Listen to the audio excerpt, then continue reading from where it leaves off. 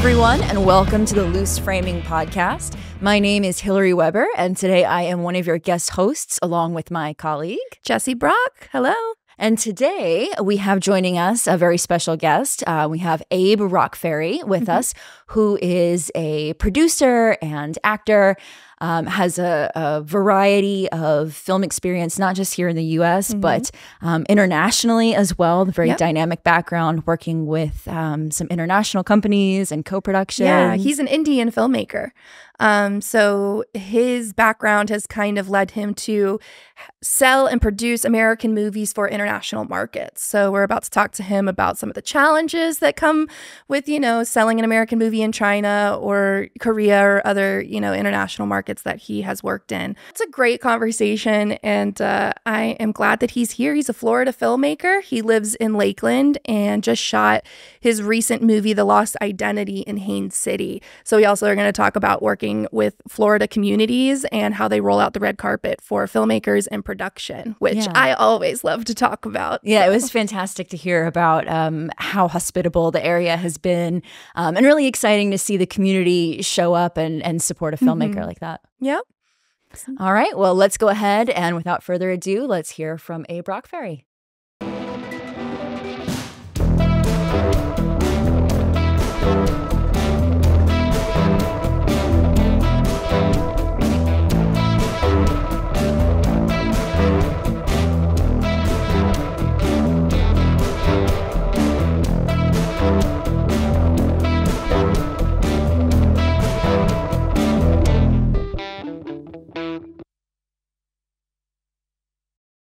Welcome back to Loose Framing, everybody. Today we have joining us Abe Rockferry. Welcome, Abe. Hey, thank you for having me, guys. Thank you for being here. Thanks for making the drive over. Of course. So Abe is a producer, actor. Can you tell us a little bit about your background and how you got started in film? I've been in film almost close to 2 decades. The way that I got into film is a pretty interesting story. So I actually have a degree in medicine, by the way. Yeah. And most people are like, well, we can understand you're in film, but the medicine thing, and we know you too well. We don't know if that really works with you.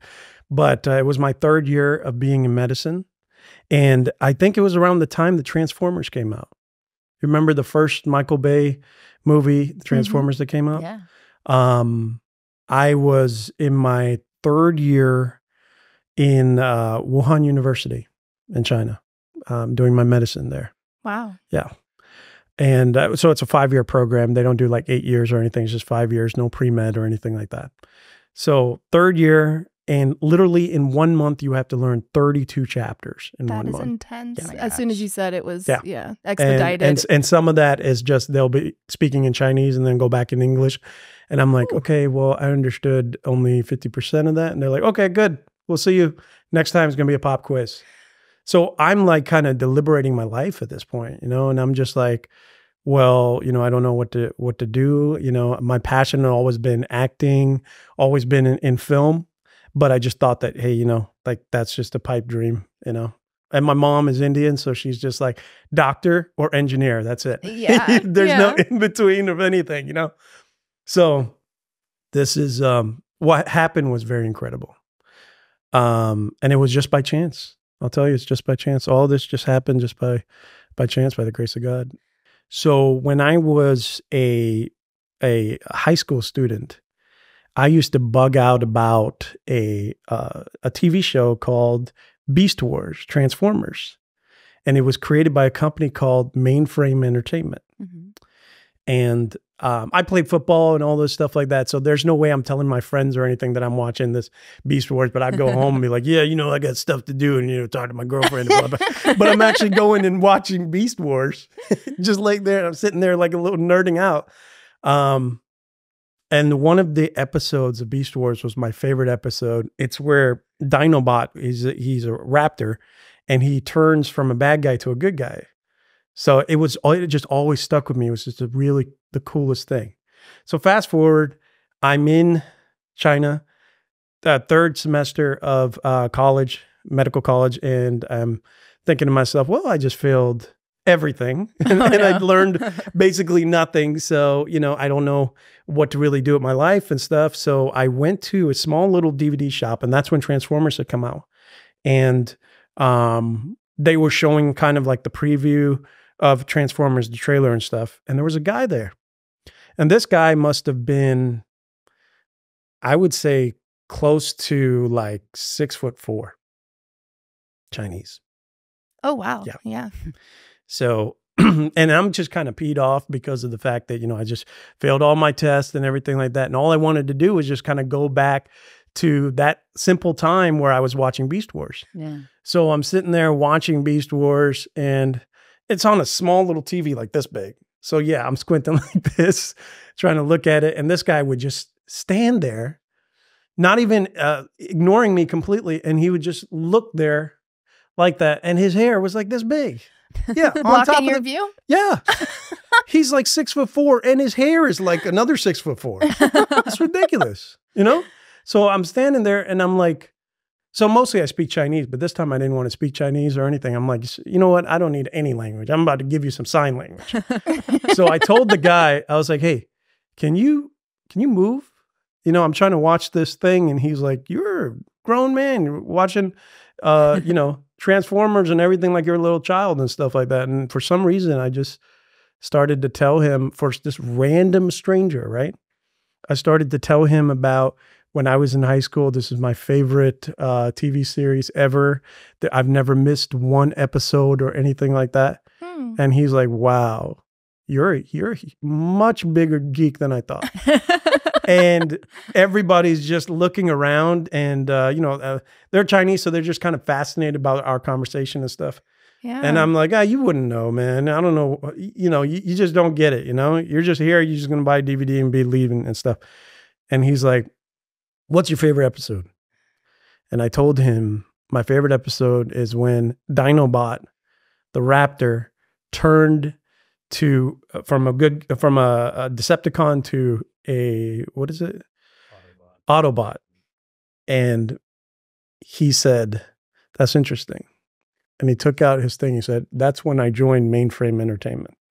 Yeah, he was the animated director for all of Mainframe Entertainment. No way. David the Liu. 6'4" man. 6'4" man. Oh, wow. And he was there because Transformers had come out. Wuhan had invited him to speak. Man. And I was like, I'm bugging out right now. What a small world. It's a really small world. In the small little DVD shop, right? And he told me something which just changed my life. You know, he said, hey, you know, I'm working on a movie. It's called The B-Boy. During that time, Jerry Seinfeld had come up with something called the B-Movie or something, but this one was called The B-Boy. And he was like, I'm looking for a voice actor. I think you would be great. Let's meet in KFC. I don't know why this guy wants to always meet in KFC. KFC? Yeah, KFC. So he's like, KFCs in China and other Asian countries are, you know, amazing. People go on dates to like Pizza Hut and KFC because they're like fine dining. I've done that. Yeah, I'm like, girl, we are going to Pizza Hut.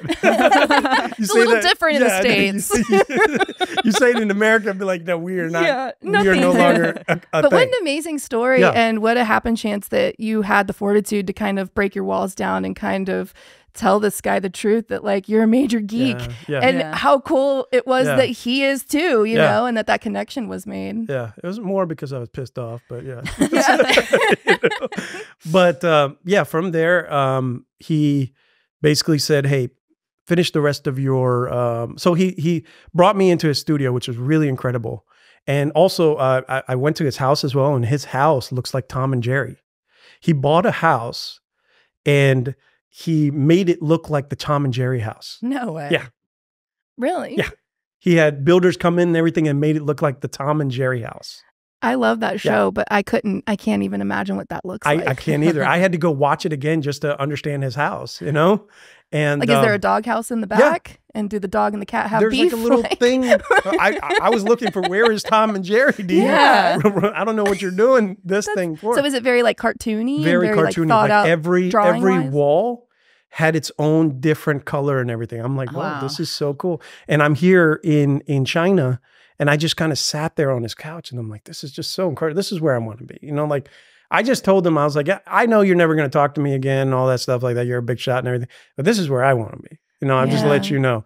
And I'm going to stay on this couch as long as you let me. And he just started laughing and stuff. And the thing is, he's such a down to earth person. And he said, here's what I'm going to do, man. Finish your medicine and I'm going to give you this ticket. You take it, go back to America, become a doctor, do all this stuff like that. Or take this and come with me to Shanghai.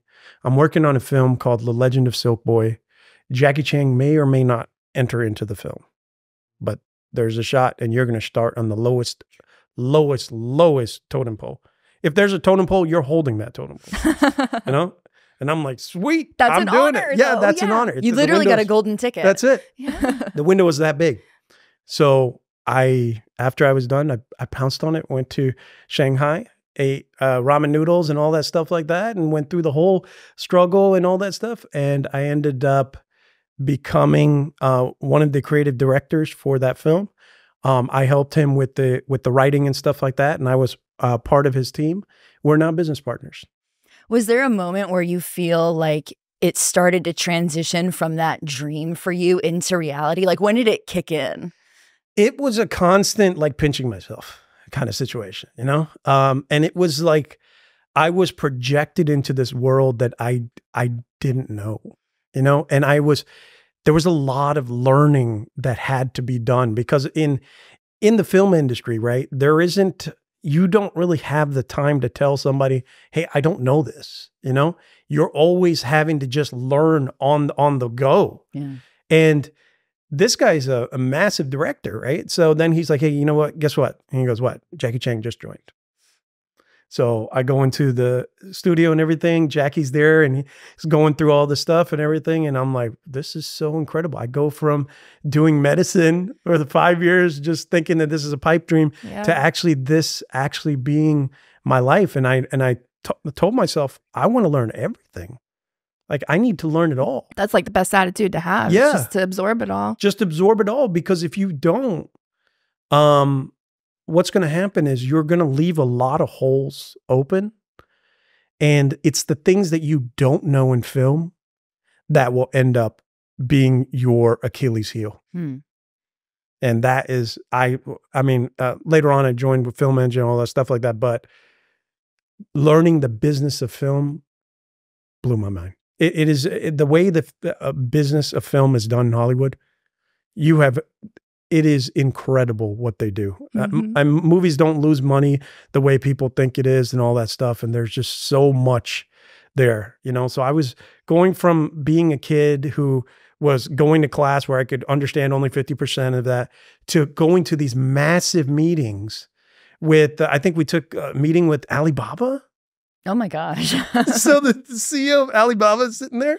Wow. And he's like, yeah, this is Abraham, blah, blah, blah, and all this stuff. I'm like, I'm Abraham. He's like, what do you do? I'm with the director here and everything like that. And he always gave me respect and he always listened to my ideas and all that stuff. And we just, and his name is David and my name is Abraham, which is very biblical. And, we just became friends over time. And we had that time because every trip he would take me on stuff and he would just he'd be like, you're just a crazy kid. Like, tell me more of your stories. And I would tell him and he would laugh and stuff like that. And he's like, we could really do something really great there and everything. So when the movie Legend of Silk Boy was done, I became one of the executive producers on the movie. And then I took it to Paradigm Talent Agency. I took it to CAA. I took it to all those different places and stuff like that to sell it. And it was an incredible journey. Sounds like you were really in your element. I was. Yeah. I was. And when I started in film, all I wanted to do was be an actor. That's it. But the problem was I couldn't remember any lines. Oh, that's rough if you're trying to act. I want to be an actor, but don't know no lines. I can't remember anything. And that's what kind of led me into becoming a writer and a director and producer and all this stuff. Because you obviously have that creative energy and ambition. Yeah. So there's got to be a way to exercise that, even if it's not acting. Yeah, exactly. And that was it was incredible. Then after that situation, so I worked with SMG, Shanghai Media Group. So in China, you have China Film Group and you have Shanghai Media Group. And those are two biggest. So I worked with Shanghai Media Group with Legend of Silk Boy for the 2010 Shanghai World Expo. And then after that, I joined with a company called Film Engine Entertainment. And Film Engine, and people ask me all the time, like, who is Film Engine? Yeah. But you know the movies. Butterfly Effect is the biggest movie that Film Engine Entertainment is known for. Butterfly Effect, Snow White and the Huntsman, Rum Diary, okay. Lucky Number 11, Raise Your Voice. So Film Engine we did all of those films. And so when I joined them, I became the liaison, you know, and that was just a position that wasn't there before. So basically being a liaison means that I went to different countries, predominantly Asian countries. And it was a time that a lot of Chinese and US co-productions, everything was happening. And, you know, we used the library of movies that we had and to see how we could integrate it into the culture and stuff, you know. So that was that was a second step, a very kind of an incredible journey, because then I was actually with the government officials, learning about their country, eating their food and all this stuff. There was a funny story. So I brought all the guys to Taiwan, but I brought them to Taiwan and they love film, but they don't really like to do a lot of like, you know, talking and all this stuff like that. And, you know, our main guy, his name was Anthony Rollin, an incredible guy. And that's the guy who actually created the Butterfly Effect, you know? He was sitting there and he was like, well, Abe, I think that you should go ahead and do the speech in front of all these people. So we had a bunch of US media, Chinese media, Taiwan media, all this stuff like that. And the president has a thing that he says, together we can do anything and achieve anything together. So like an idiot, I tried to learn Taigu, which is their local dialect. And in doing so, I mixed up two of the words. Oh no. Oh no. And I'm standing there and I go, together we can eat anything together. Eat it together. That's a very like JFK mix up exactly. with the Ich bin ein Berliner. So all of a sudden you see the whole room just go, oh, this guy's American. Yeah. So then Anthony looks over and he's like, you fudged that. And I'm like, no, Anthony, no. And he's like, no, you definitely, because everybody's looking at you like a crazy person. But I realized at that point, because now I was a producer and all that stuff like that. I'm like, you got to sell it. Yeah. Like you're in front of all these people and you got to sell it. Yeah. So I'm like, keeping my hand up. Who's with me? Who's with me?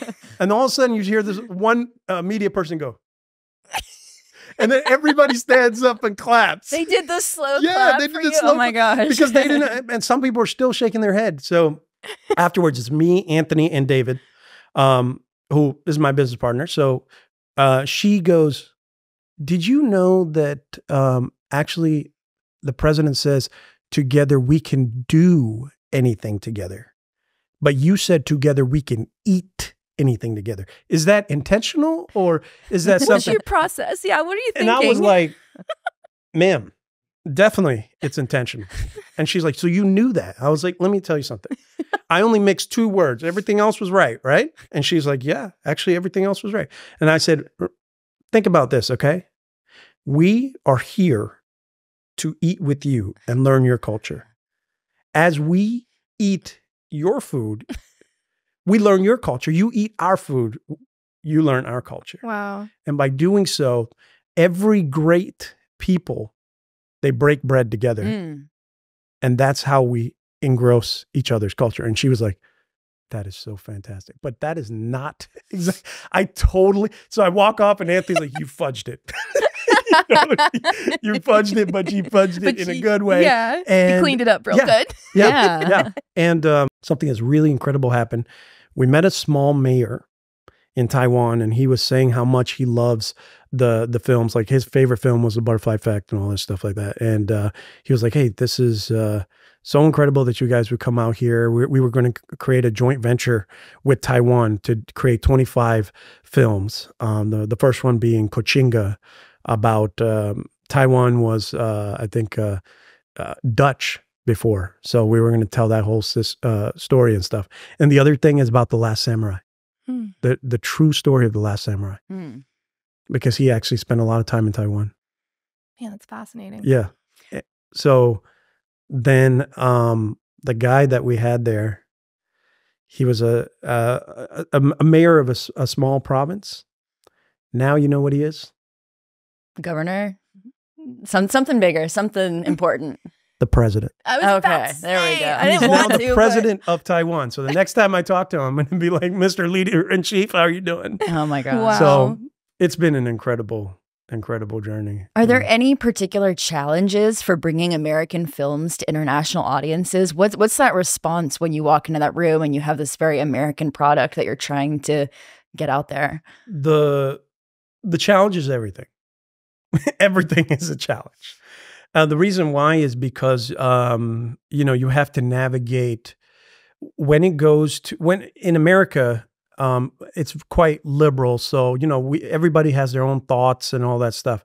But sometimes when you go to these other countries, they're kind of governed in a specific way, and you want to respect that. And you want to respect that culture.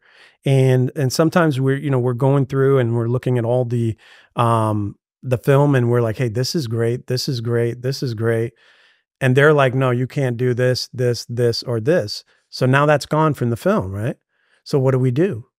It's about us having to learn more of their culture and take a step back because, when we go, we know the library of our films, but what we don't know is their culture or anything like that. And we didn't know that they want to integrate a good amount of their culture into the stories and stuff. And the difficulty there is, how do you take culture and tradition and make it a viable product to show to the world? Because the entertainment factor, everything still has to apply there.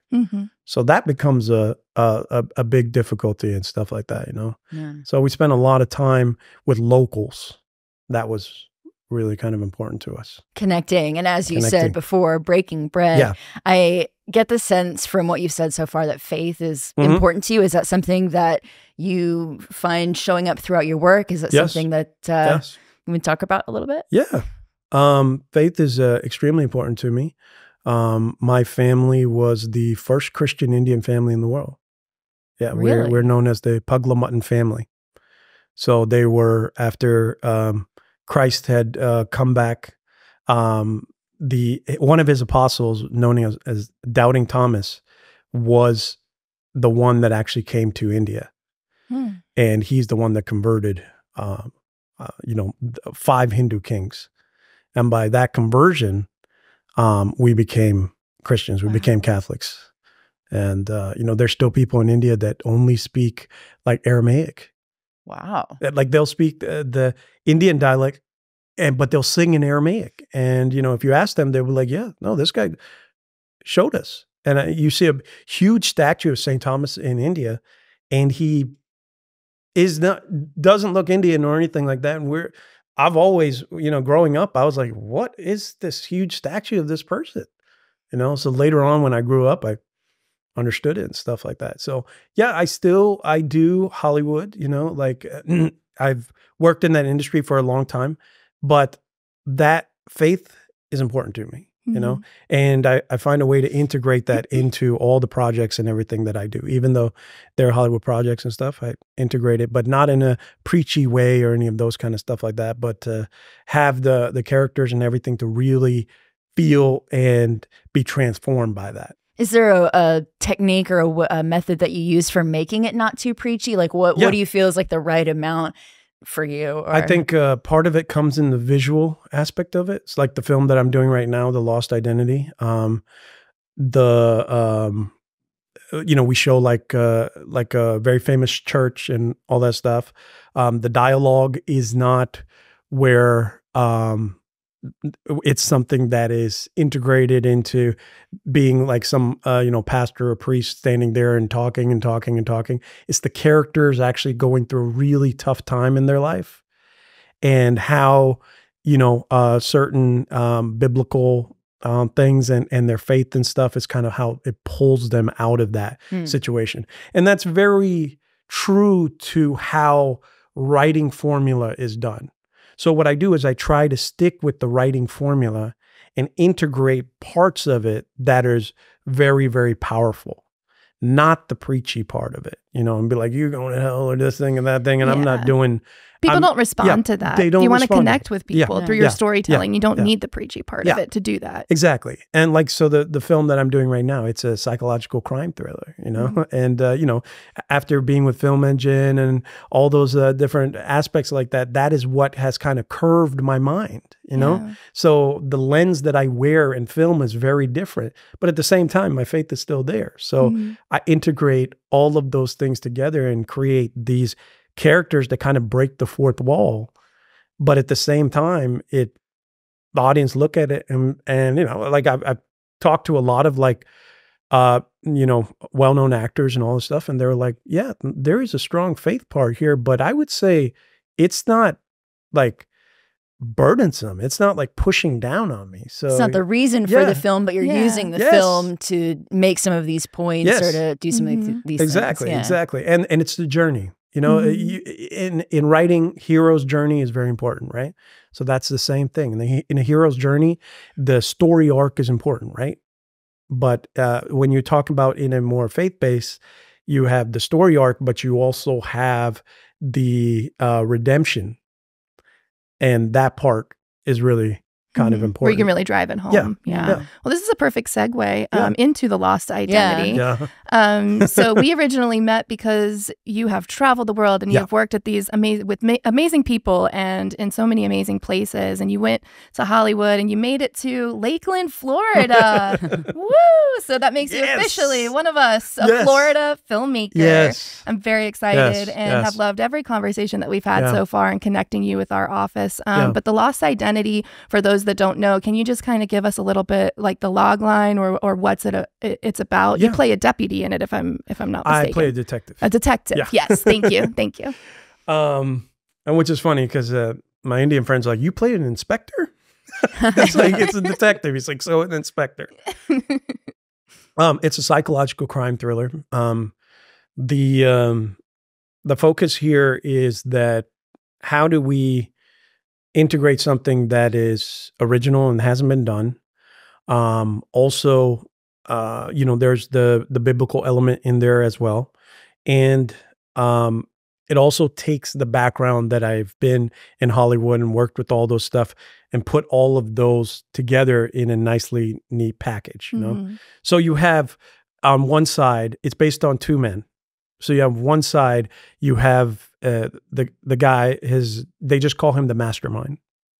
And this guy is in his story, he's just kind of a normal, innocent child.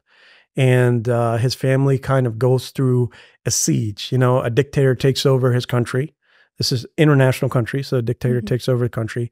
And they're basically, it's based on like a nuclear family trying to run away from this war. And what happens is the boy is just innocent, and the parents have a choice to make. They find out that there is a place of escape from the war. And there's going to be refugee helicopters and everything that are coming for the rescue. But the parents, they realize that place, the rescue, is almost 6 months away. They tracked it, and it's in the heart of the war. So how on earth is a nuclear normal family going to survive that? So they're faced with, and also I have a kind of a background in psychology. So I like to have the characters, everything kind of have these kind of, tanglement and conflicts in their mind. Yeah. So the parents are basically like, hey, we have a choice to make. One, we can all hold hands, open the door, and let them take us. And we can be an innocent family and everything's great and good to go. We can go to heaven and all that stuff. The other thing is the parents realize we do have one more option. And this option is what causes the boy to become the mastermind. In fact, you find out the parents were actually mercenary killers. They were espionage agents. They learned the art of deception and all this stuff like that. And they decide, selfishly, they decide to teach their kids these things, removing, you know what they remove from the kids? The innocence. Yes. They remove the innocence and the humanity from the kids. So you start seeing the face they used to have laughter and everything. There's no more laughter or anything like that. And they're basically just a unit. The father is the general, the mother is the second in command, and you have the two kids that are just the units. So the father is like giving them signals and doing all this stuff, and the kids are there. You know, when any soldiers come and see them and everything, the kids have no things like, hey, you have any parents? You have anything? Nope. Wow. And they're like, just like, okay, well, we know we're going to do this. Do whatever you got to do. And they survive the war. And in surviving the war, they get to the extraction point. And in the extraction point, that is what is really bad, is that the helicopter comes in. There's 2 helicopters come in, and the family has to make another hard decision. 2 helicopters, four people. Only 2 people can go. 2 people have to be left behind. So the irony is that the rescue that comes is in fact the thing that destroys the family completely.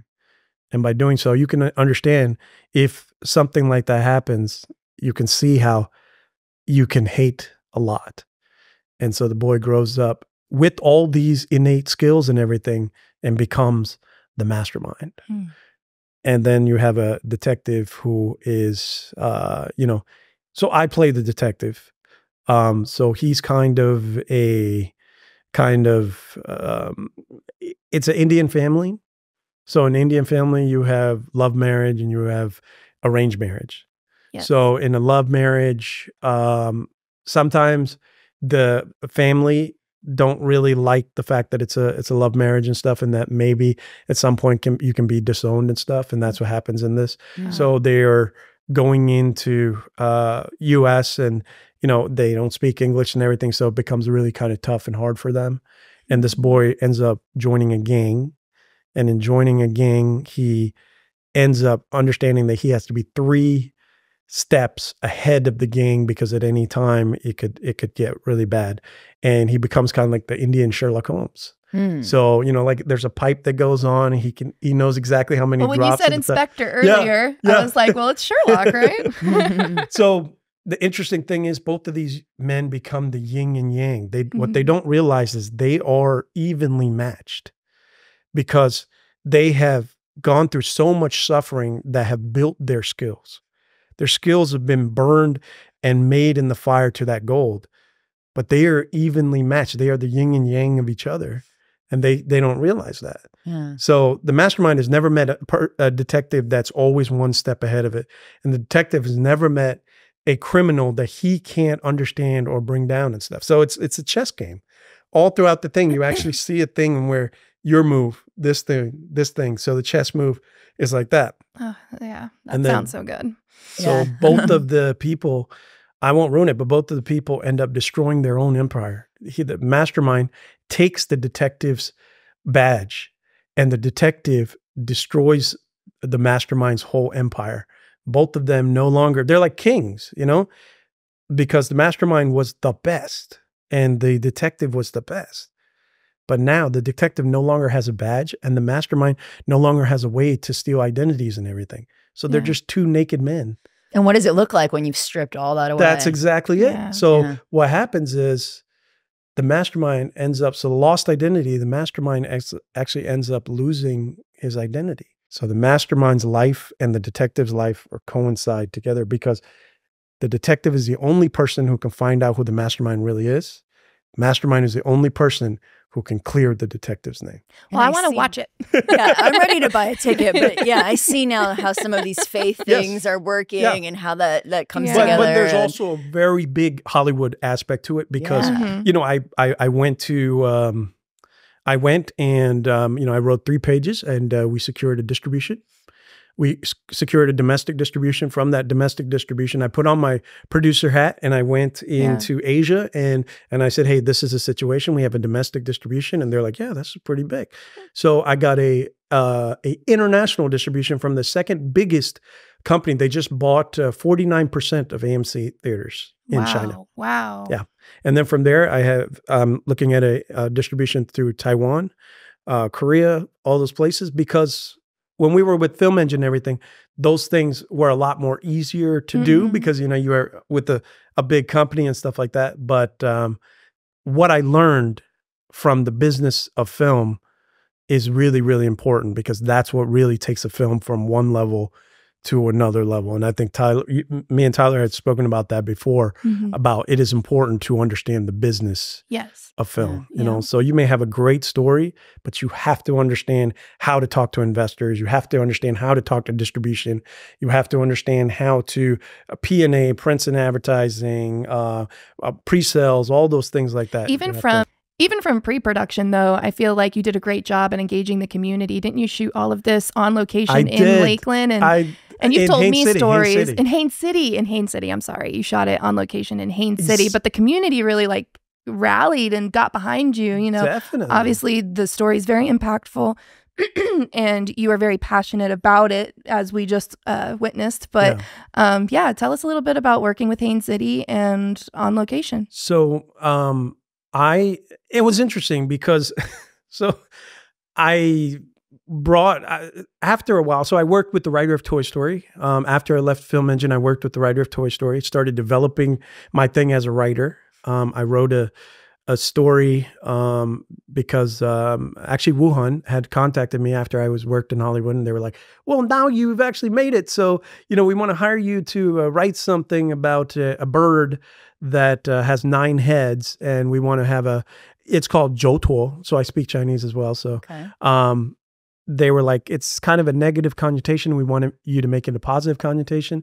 So I was like, okay, well, that's crazy, but I just love like crazy challenges. So I wrote a story about a girl who's blind and can feel music, and this beast that has 9 heads and stuff, and then turns into the phoenix and everything.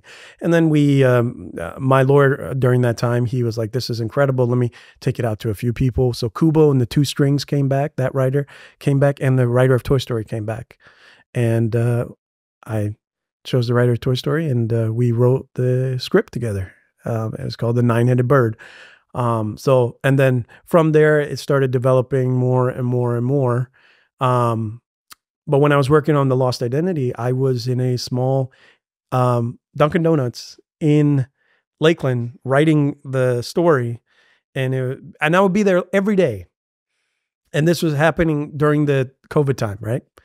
And I would just be writing and writing and writing. And then I would be, you know, there were some other projects I was working on. So I'm editing and doing all this stuff.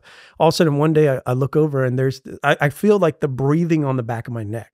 So I turn around. All the staff are right behind me. And the manager is there. And she's like, I'm bugging out right now. What do you do? Like, I got to ask you what you do. And I was like, well, you know, I just kind of do something in the film and everything like that. She's like, what's your name?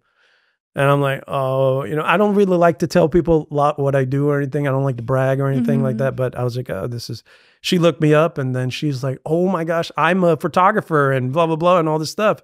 And I do a little bit of photography for Disney and blah, blah, blah, and all this stuff. And she's like, anytime you come here, we're going to create a safe space for you to work. And every time I came, they gave me free coffee, free donuts every single time. One time I go in there, and I go and I'm like, okay, can I get a coffee? Can I get the donut? I'm going to work and stuff like that. The guy's like, yeah, it's $4.95. And I was like, cool. So I'm working and stuff. The manager comes back to me and gives me back the thing. And she's like, I am so sorry. He's new. Oh my gosh. He shouldn't have charged you. He's new. So I was like, this is incredible, because the community kind of really comes together. And in fact, having worked in LA and all over the world and stuff, I didn't really think that Florida really cared too much about me, like as a filmmaker or anything. I just thought, okay, well, you know, I live here, but I'm always going to just be doing my stuff over there and stuff. And, you know, I was like, this is kind of really incredible. And then I went to McDonald's. They did the same thing. I went to Starbucks and they treated me that same way. So I talked to a couple of my friends, and my buddy is the former mayor of Haines City. So I talked to him and I'm like, hey, this is the situation, all that stuff. And he's like, you know what? Have you any other cities have you approached? And I was like, yeah, I approached some cities, and all the cities were interested, and they were like, well, let's talk. I want to discuss more, and we got to go through the channels and stuff. But Haines City didn't do any of that. Haines City basically took out the keys and said, have you ever heard of the keys to the city? Yes. I was like, no. And he's like, this is the keys to the city. Go wherever you need to go and do whatever you need to do. And we had police escorts every 6 hours. I had access to everything. The chief of police, this thing, that thing. There was a funny thing that we did. I went with one of the detectives, and the detective is like, you're going to play a detective? He's like, you're too clean shaven to be a detective. And you seem to be too much right in here to be a detective. And then he was like, all right, well, let's see how your acting chops are. So we went into a place because they let me pick 2 undercover vehicles. And they were like, hey, that's, this is the guy that owns the thing. So I went into there and I started acting like, hey, where did that vehicle come from? Because, it's got dents and stuff like that. We need to know because we need to do a report on. The guy's like, oh my gosh, what's going on? And they're like, yeah, this is Agent Rockferry. He's a new one. He's a tough cookie to, and the guy gets really kind of nervous. And then he's like, nah, he's just an actor. And he was like, oh, he did great. And that was just a confidence to see how a community and a city really came together and really wanted to do something and be part of that. It's something I never thought was able to, I knew that it was, when I went internationally and stuff, they had that interest and that value to do it. I didn't know Florida did. So it was incredible to see. And from that, I told all my guys in Hollywood, I'm not doing it there. I'm going to do it in Florida. Well, that makes us very happy and keeps us employed. So yeah, it's fantastic. I think sometimes with film, it feels like you can come up against a lot of locked doors. So it feels like doors were just being opened for you in a really fantastic sort of way. And I think some of that is just because of my background kind of opened the doors to that. But then also my passion, when I tell my film and stuff, I just go at it. I just, the same way that I told it to David, who is now my business partner, is just the same way I continue to keep telling people. And I hope that, that resonates with people and stuff, Well, speaking of passion, we're coming up to the end of our podcast, but before we let you go, I wanted to bring up one more project that you seem to be very proud of, and it seemed really exciting and fun. And that was the augmented reality coloring book project with NBA All-Star Danny Green. That is correct. And I just wanted you to be able to talk about that and describe what that project was like and how did it even become an idea? So we always wanted to, obviously, David, he approached me with the idea of, hey, I want to create a coloring book. This is when Pokemon Go was a big thing. Okay. So we want to create a coloring book that you can color and basically brings sports people to life and stuff, So I'm like, oh, that's kind of really interesting. But, I'm a filmmaker. I don't know if I really do anything with that. So I called some of my buddies and stuff.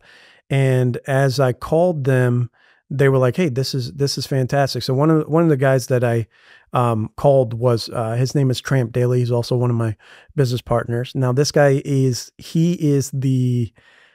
I would say he is one of the old school of hip hop. I mean, this guy worked with Nas. He worked with Angie Lee from The Breakfast Club. He knows the roots very well. He worked at Source Magazine. So he brings a very big hip hop flavor to things. And then I was like, hey, what do you think about this? And he's like, oh, this is incredible. We could draw this in a kind of a hip hop way. Yeah. And my, representation during the time, he was like, okay, well, actually, we know Danny Green. And I think Danny would really like to, get behind something like this. And we wanted a charity component in that as well. Yeah. We wanted to be able to get it to different schools and all that stuff. And we are actually in the education district of Delaware and some other places as well. And basically what happens is you color it and you use an augmented reality thing on your phone, and like Danny Green and everything comes to life. Oh, Yeah. all So- right. that's fun. But Danny joined because of the fact that it gets to educate children and all that stuff. But what we didn't know is later on there is the 50th anniversary of the Hip Hop Museum. So it's in the Bronx, where I grew up. Actually, I grew up in the Bronx. So that was on Dick Clark's New Year's Live. That was on Forbes magazine, and it was recently on SNL. I think I sent you and Tyler that. Yeah. So it was recently on SNL where they were talking about the 50th anniversary of Hip Hop Museum. And our coloring book is actually on their website and stuff. And, I think it was with Timothy Chalamet. He was doing a thing, and now it's become a whole meme kind of thing like that, where he's doing like the hand thing and all that stuff.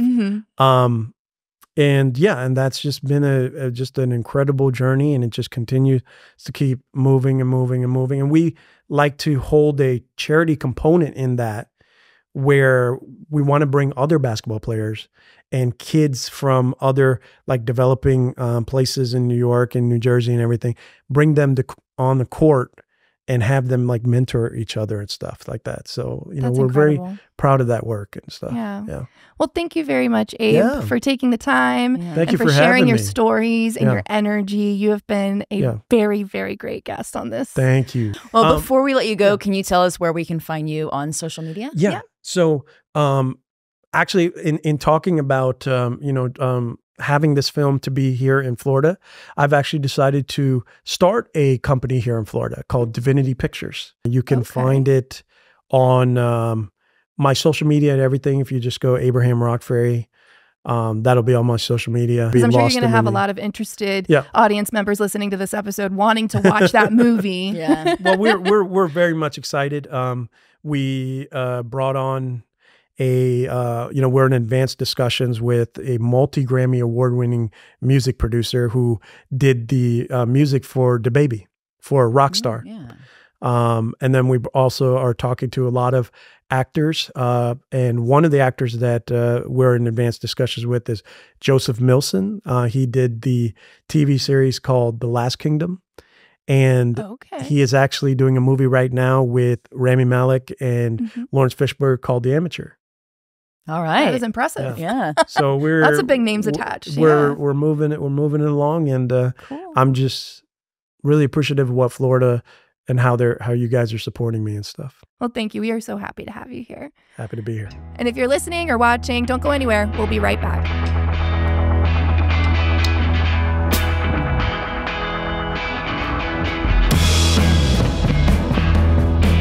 Welcome back. Now, that was a really fun conversation. Yeah, it really was. It was very engaging. And what a great storyteller. I mean, you can just see the passion he has for his projects and just the love for the business and the love for the craft. And connecting with people over that craft. Yeah. Yeah. I really liked him talking about his new project, The Lost Identity.